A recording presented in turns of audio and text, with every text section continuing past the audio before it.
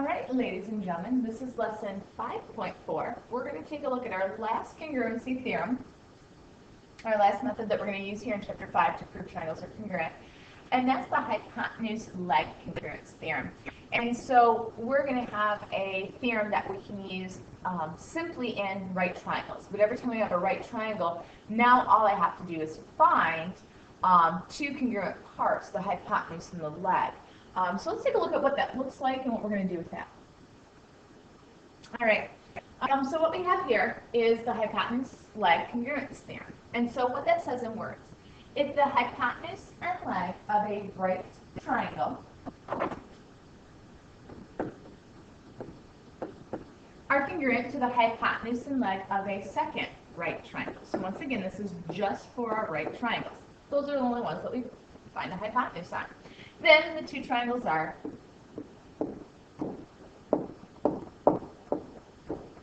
congruent. So what that says in terms of the symbols is if triangle ABC and triangle DEF are right triangles. So once again, I can't rely on HL, hypotenuse leg, until I see these 90-degree angles. And we know that AC, the hypotenuse, and DF, the hypotenuse of the second triangle, are congruent. And then we have a leg, BC and EF. Now it has to be corresponding parts here that are congruent, but in our right triangle that would happen. So in that fact, if we have the hypotenuse and the leg, then triangle ABC is congruent to triangle, we would say DEF. Those are our corresponding parts. So remember, when we name our congruency, it's so important to name those corresponding parts. All right, so the follow-up to this, we want to draw a right triangle with a hypotenuse RT and leg TG. So let's start by drawing a right triangle. And I'm going to be a little tricky. I'm going to draw it upside down. So we have a hypotenuse RT. So my hypotenuse is what's across from the 90-degree angle. So here's my hypotenuse. My hypotenuse is here again. So I'm going to name that RT. And then they tell me one of my legs is TG. So this is the leg that they gave me. Name the other leg. Well, the only other leg is GR. All right. So we can take information about our right triangles and because the hypotenuse has that specific location, draw that triangle given just two sides. All right, so what we want to do is we want to take a look at how can we use, when do we use this? So is it possible to show that triangles GJH is congruent to triangle KHJ using HL? We need to explain our reasoning. So when we look at this, we have two sides that are marked congruent, and then we can see that it is a right triangle. So as soon as we see that it's a right triangle, we have the option to do that. So it says the diagram shows that triangle GJH and KHJ are right triangles. So we've got that. We know that the hypotenuse is opposite that, so that means GJH is the hypotenuse. And in that hypotenuse, they end up being congruent because it's that shared side. Remember, we can show that it's congruent. So it says these hypotenuses are congruent by the reflexive property. The legs that are marked congruent are G, J, and HK, so we can use the hypotenuse leg. They gave us the one leg, and then the hypotenuse is the side they share. So because of that, the triangles are congruent. So that's as simple as what a hypotenuse leg looks like. You're finding the hypotenuse and a leg. Hypotenuse and a leg. All right, so our follow-up to this. What we wanted to do is not just introduce you to HL, but also go through and be able to take a look at using all of our postulates and theorems. So we want to be able to put in what the congruency marks look like for side, side, side. So for side, side, side, you have to have the three S's. So they tell us AB is congruent to DE. That's my first one, so I'm going to put one mark on each side. My second one is AC is congruent to DF. Notice I had to put 2 marks. It's not just changing color, guys. I've got to make sure I move from 1 congruency mark to 2 congruency marks. And then BC is congruent to EF. So there's my third set of congruency marks. For side angle side, SAS, I have to have a side, an included angle, and then a second side. So the sides have to meet at the congruent angle. So what side angle side looks like is I have AB is congruent to DE. I then have angle B being congruent to angle E. And then BC is congruent to EF. So where these two sides meet is where our angles are at. Where the two sides meet is where our angle is at. So that's what our SAS looks like. It's included, it's inside the two sides. ASA, when we look at that, we need an angle, a side, and an angle where the side connects our two angles. So we're going to have angle A congruent to angle D. Then side AB is congruent to DE. And then it says angle B is congruent to angle E. Now notice once again, I've got my second pair of angles. So we have two angles and they're the included sides. So what that looks like, once again, remember, if you connect your two angles, you end up using the congruent side. Connect my two angles, I end up using my congruent side. So my side is in between my two angles. When we look at, I'm going to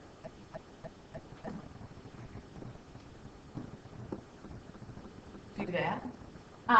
When we look at angle, angle, side, it has to be two angles and then one of the non-included sides.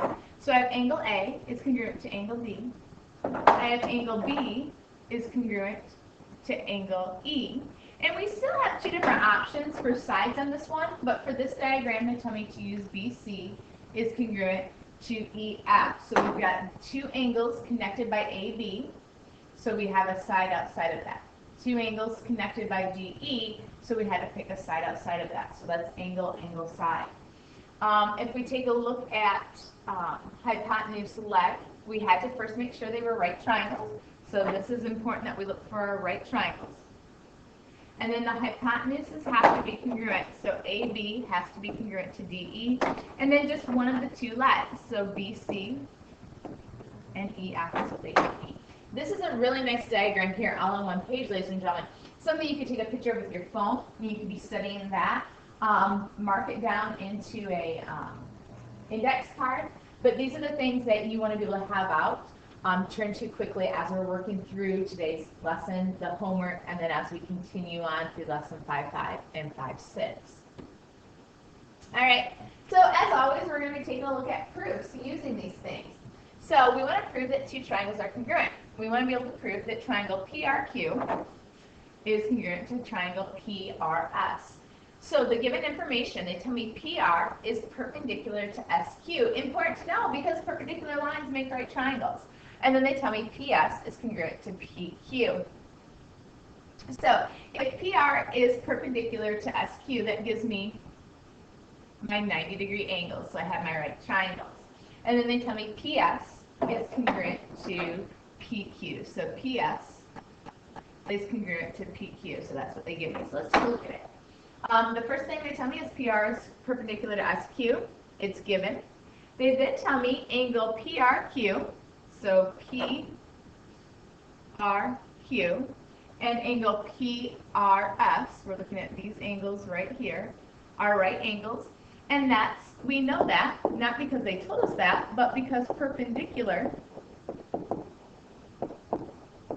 lines form right triangles.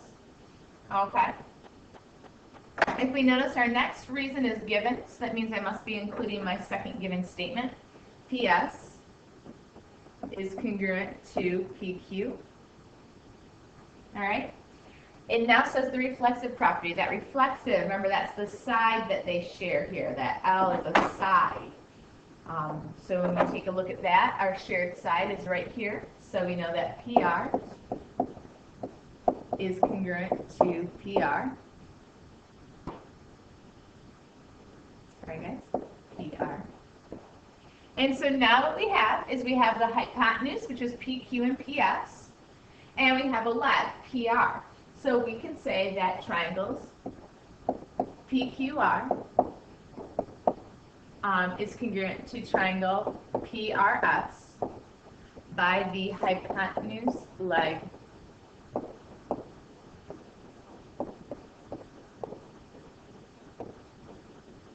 congruence theorem. What you'll find, guys, even though we wrote out hypotenuse leg congruence theorem, is often we'll just end it with HL. All right, in example 2, why are the first 2 steps of the proof necessary? So let's go to a split screen here so we can see everything. So why are the first 2 steps necessary? Well, one, we need to state the given information. So we have to state given information. So we need to state the given information.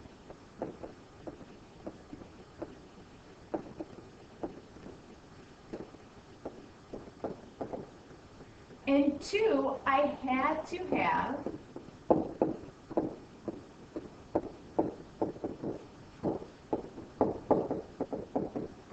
right triangles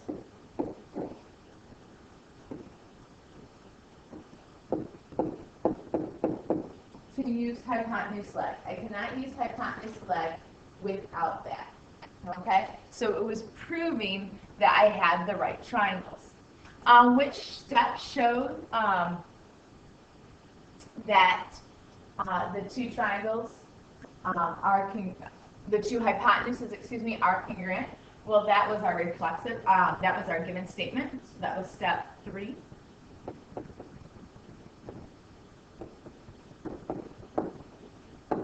And then which step showed that 2 legs are congruent?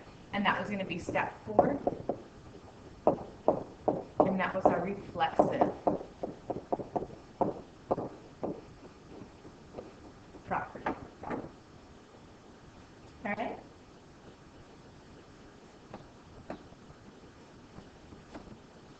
So now what we're going to do is decide, is there enough information to prove that the triangles are congruent? This is where we're now going to be taking a look at all 5 of those. So you may need to be flipping back and forth to that chart that we made. And so like I said, if you have your camera there or your phone to take a picture of that and have that out next to this page, that'd be great. So does the diagram give enough information to prove that the triangles are congruent? So what we need to do is list everything that we have congruent. So if we look at the first diagram, we have an angle. So we have angle BAC. I can't just call this angle A because there's 2 angles up there. It's congruent to angle DAC. That was given to us. The other angle is I have angle D congruent to angle B. That was given. And then we have the sides. DC is congruent to BC. So do we have enough? And yes, we have 2 congruent angles and a non-included side. So we have angle, and the side outside of them. And we take a look at what we have here. We have a given side, GF, is congruent to GH. We're then given 2 angles, which is angle F, is congruent to angle H. And then we have this shared side here. So we have GE is congruent to GE by the reflexive property. When we look, we have 2 sides and an angle. But in order to use side, angle, side, the angle has to be in the middle. We have 2 sides and a non-included angle. So there is no SSA. That's not enough information. So we cannot use SAS. So they are not congruent, or not enough information is given. All right, so now we're going to prove triangles are congruent. We need to look at this. We have ST is congruent to VW. So we have ST is congruent to VW. That was given. And so even though there wasn't a given statement there, it's given to us through the diagram. And then it says angle S is congruent to angle V, and angle T is congruent to angle V. that is in the given information. Now, the reason that it's given to us, ladies and gentlemen, is that when everything has one mark in it, that means they're all congruent. So that's why I was really particular about making sure when you put your congruency marks in, that you were using one mark at the appropriate time, two marks at the appropriate time. And so we could even throw in angle R is congruent in there, but we're going to say angle S is congruent to angle V, and angle T is congruent to angle V, and that's in their given information. They did say UVW is equilateral, and so when we look at triangle UVW, this triangle over here, all three sides are marked as congruent, which means it's equilateral. So that's the definition of an equilateral triangle. All right. So then, how do I know that triangle or that angle V is congruent to angle W? Well, that's what we know about all of our equilateral triangles is that they are equiangular also. So as soon as I saw all three sides were congruent, I knew all three angles were congruent. Now what they're saying here is angle T is congruent to angle W. That's the transitive property of congruency. So we're going back and picking up a lot of these properties from chapter 2. All right. So now what we have is we have two marked angles, and the side in between is being marked as congruent. And so we can say, because of ASA, that included side, is that triangle RST is congruent to triangle UVW.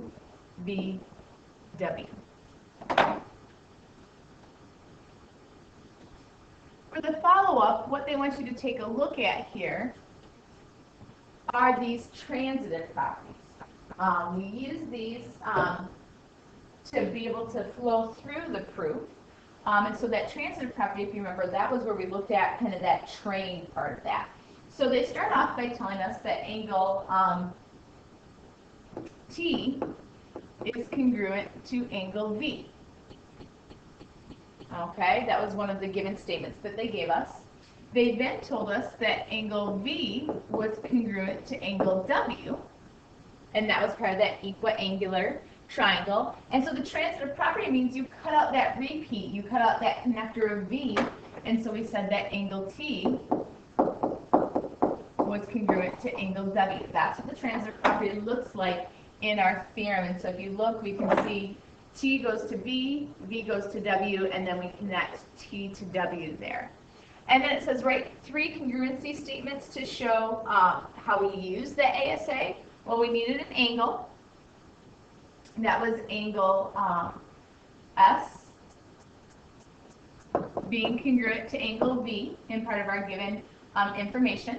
We then had angle, well, let me go in the order because we used angle, side, angle. We then had the side, ST, was congruent to VW. And once again, that was in our given information. And then we finally had angle T is congruent to angle W for our second, or our second angle. All right. Does the diagram give enough information to show that the triangles are congruent? We are going to have you do now,